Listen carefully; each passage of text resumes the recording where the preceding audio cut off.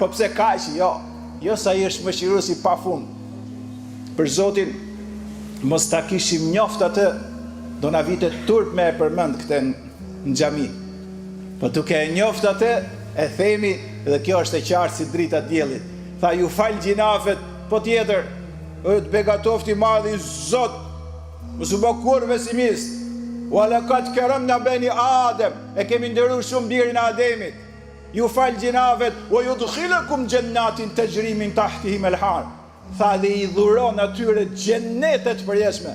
La dhe modër të begatofti madhi Zot që beson sundus në gjithësisë dhe Kur'anin.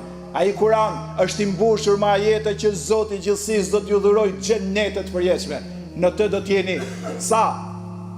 80 vjet, 100 vjet, 1 milion vjet, 1 miliard vjet, universi ka 13 miliard vjet që është kriju, Khalidine fija, do t'ju dhuroj xhenete të mbushura me mirësi, përjetësisht.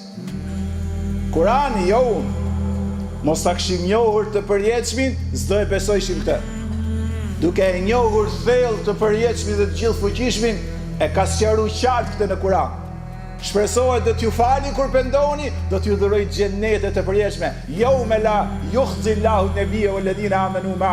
Në ditën e gjykimit thot, pejgamberin Zoti s'do të turproj, por pejgamberin Muhammed, walladhina amanu, pas nuk i turpron ato që kanë besuar në rrugën e tij.